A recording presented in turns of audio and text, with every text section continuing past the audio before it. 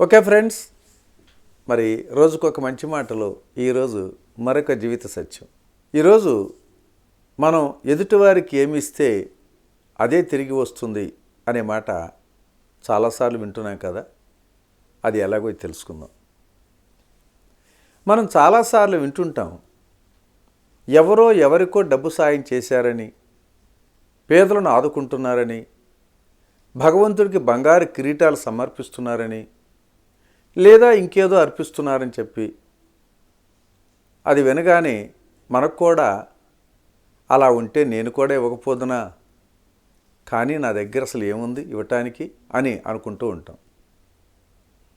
ఇలాగే ఆలోచించినటువంటి ఒక పేద వ్యక్తి బుద్ధుడిని అడిగాడండి, నేను పేదవాడిగా ఎందుకున్నాను స్వామి అని అడిగినప్పుడు అందుకు సమాధానంగా బుద్ధ భగవానుడు, నీ దగ్గర ఉదారత లేని కారణంగా, నీ దగ్గర ఉన్నది ఇచ్చే గుణం లేకపోవటం వల్లనే అని చెప్పాడు. అయ్యో, నేను పేదవాడినే, నేను ఎవరికి ఏమి ఇవ్వగలను స్వామి అన్నాడట ఆ పేదవాడు. అప్పుడు బుద్ధుడు అంటున్నాడు, నీ దగ్గర 5 గొప్ప విషయాలున్నాయి, కానీ నువ్వు ఎవ్వరికీ పంచటం లేదు. వాటిని పంచటం ద్వారా నీ ఉదారత్వం చూపించవచ్చు కదా. అప్పుడు ఆ పేదవాడు అంటున్నాడు, నా దగ్గర 5 విషయాలు ఉన్నాయా, అది కూడా నాకు తెలియకుండానా అంటూ అంతులేని ఆశ్చర్యానికి లోనయ్యాడు ఆ పేదవాడు. అందుకు బుద్ధుడు చెప్తున్నాడు, ఖచ్చితంగా నీ దగ్గర ఉన్నాయి. అందులో మొదటిది నీ చిరునవ్వు. ఎదుటివారిని చూడగానే అందమైన చిరునవ్వుని చిందించవచ్చు కదా, కానీ నీవు అసలు చేయవలా.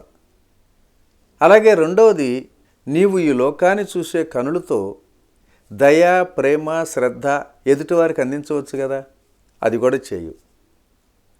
ఇక మూడవది, నీవు తినటానికి మాట్లాడటానికి మాత్రమే అనుకునే నోటితో 4 మృదువైన మంచి మాటలు చెప్పవచ్చు కదా, కానీ నువ్వు అది కూడా చెయ్యు. ఇక 4వది, నీ హృదయ మందిరం నుంచి మనస్ఫూర్తిగా ఎదుటివారిని అభినందించవచ్చు కదా, నువ్వు అది కూడా చెయ్యు.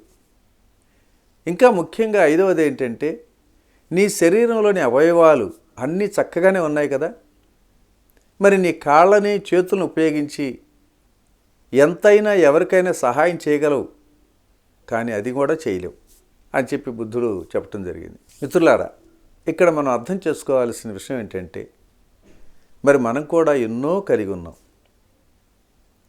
దానం అంటే ఉదారత్వం కూడా. దానం అంటే ఎదుటివారికి డబ్బులు లేదా వస్తువులు ఇవ్వటం మాత్రమే కాదండి, మనకి ఉన్నంతలో చేతనైనంతలో ఇతరులకు ఇవ్వటమే. ప్రపంచంలోకి అడుగుపెట్టినటువంటి పసిపాపకు ఎవరు పరిచయం కూడా ఉండరు కదా, అయినా తన బోసినవ్వులతో తనంత తానే అలవోకగా పలకరించి అందరినీ ఆకట్టుకుంటుంది, పరవశింపచేస్తుంది కూడా. అదే తొలి పరిచయంగా పరిణమిస్తుంది. ఆ చిరునవ్వే స్నేహానికి బీజం అవుతుంది. పసిపాపకు ఉన్నంత చనువు చాలదంటారా మనుషుల మధ్య మాసిపోని మన బంధం ఏర్పడటానికి? ఆ మాత్రం త్యాగం చేయలేమా? బుద్ధిజీవిగా పుట్టినటువంటి మనం, నేను నీకు ఆసరాగా ఉన్నాను అని నోటితో చెప్పనక్కర్లా.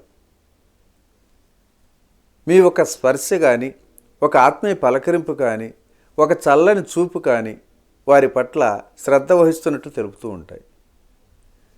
ఆ భావ వ్యక్తీకరణే ఎదుటివారికి ఒక భరోసా అయి జీవితంలో ఒక కొత్త మార్పును కూడా తెస్తుంది, ఆత్మీయుల్ని పెంచుతుంది. అందుకే పత్రిజీ పదే పదే ప్రేమతో పలకరించండి, ప్రేమతో ఆదరించండి, ప్రేమతో ధ్యానం చెప్పండి అంటూ ఉంటారు. ఈ విషయాలని మనం ఎప్పటి నుంచో వింటున్నాం, కానీ ఆచరించటంలా. ఓకే ఫ్రెండ్స్, మరి ఈరోజు ఈ మంచి మాటని ఇంతటితో ముగించుకుందాం. రేపటి రోజుని మరొక జీవిత సత్యం ద్వారా కలుసుకుందాం. Okay, thank you. ఇట్లా మీ రామి రెడ్డి, మానస సరోవరం. మీరు ధ్యాన జ్ఞాన ప్రచారం చేయాలనుకుంటే లక్షలాది మంది ఆదరిస్తున్న PMC ఛానల్ తో భాగస్వాములు కండి. The PMC trust, Google pay, phone pay number 8977009932.